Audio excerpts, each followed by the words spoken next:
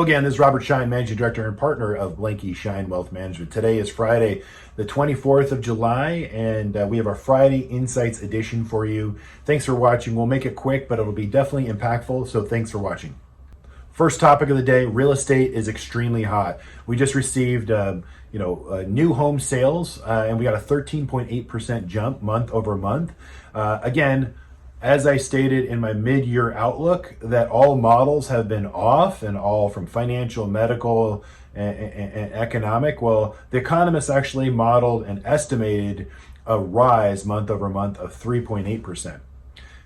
The actual number was close to 14%, so they're about 10% off. Okay, so again, I keep talking about the modeling this year. It's sort of the biggest prediction is that all models have been wrong, unfortunately. So don't pay attention too much. The economists got this wrong. The reality is that the market likes the fact that the real estate market is extremely strong. In fact, you're seeing only a 4.7 month supply in real estate.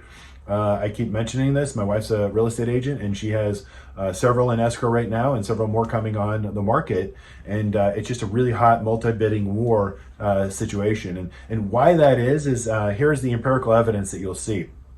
Not only was there a significant rise in new home sales, but you're also seeing, and the median home price is up. So prices are up 5.1% year over year, or over 1% month over month, which is significant. On a home value, that's significant. That's a huge dollar amount in terms of appreciation. But the Northeast saw sales up 89% month over month. Now let's take a step back and just sort of put our common sense hat on and really think about why that would be. So 90% increase in month over month sales in the Northeast. And that really is easily explained. I talked about it before. It's the bifurcation of the real estate market, or the de-urbanization, right? People are moving from the cities to the suburbs. And that's where you're seeing this. Everyone's working remotely. It's the technological revolution I talk about. So technology is allowing people to work remotely.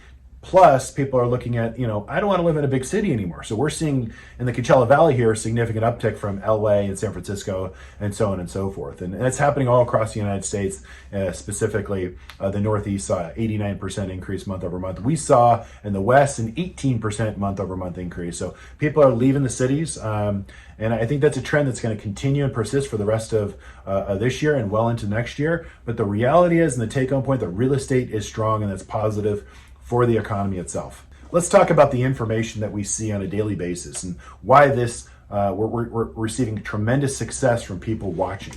Clients tuning in, friends, and we're getting a significant social media presence as well.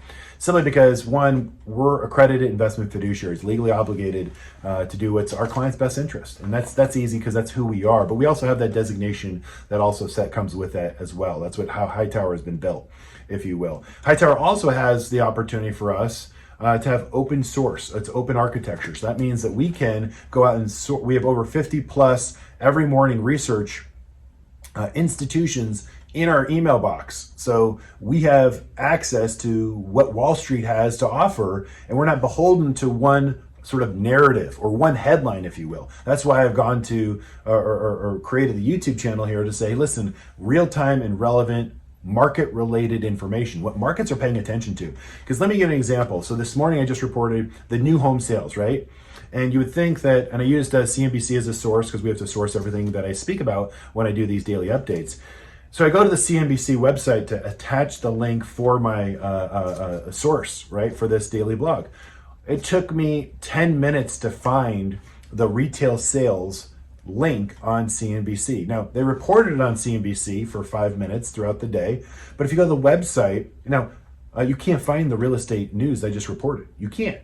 I had to search several different categories, go under real estate, and eventually go down, but it's not on their homepage. Their homepage is talking about how depressed everyone is at home and how uncertain everything is and how the world, financially speaking, is upside down.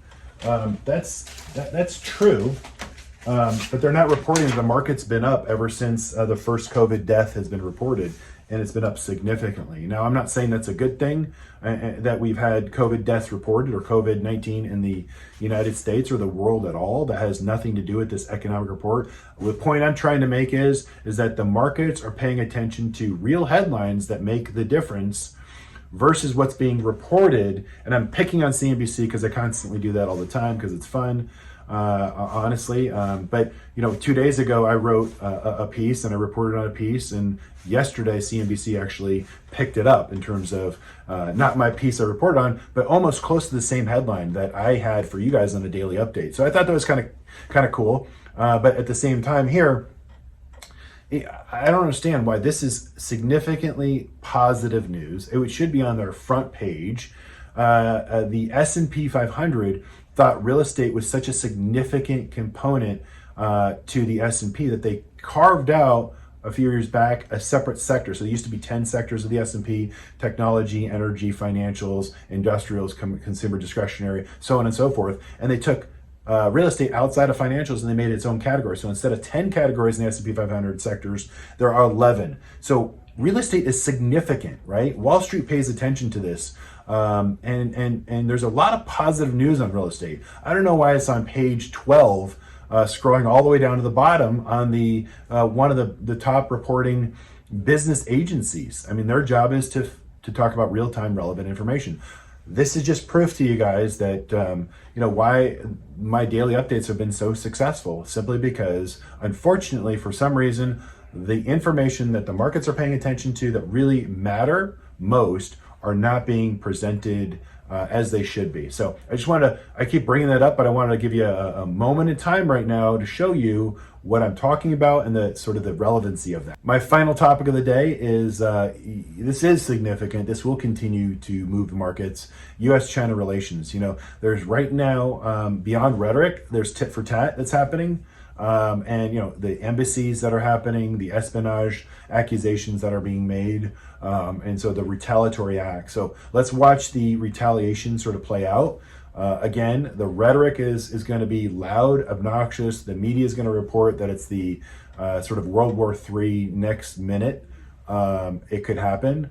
I personally believe that's not the case, but I do want to see how this escalates. But usually what happens is it flares up and then it calms down. Next couple of weeks, then it'll flare up again, then it'll calm down. But this is something where the U.S. and China have sort of loved to sort of engage constantly in terms of sort of the headlines. Now, I'm not saying that there's not real credible threats out there, and that the U.S. is sort of doing their best one way or another. That being said, I'm talking about what markets are paying attention to and what really matters. So if this escalates into more action versus rhetoric, then markets will react negatively. If this de-escalates into more rhetoric versus and less action, the markets will calm down. So the volatility will come down and sort of the temperament will just ease. So that's it. I want you to, so it's a good little lesson on what markets are paying attention to, what moving markets, what we're watching, what we're reporting on. But that's enough for us today. And thanks for watching. Have a great rest of the day and enjoy your weekend. Take care.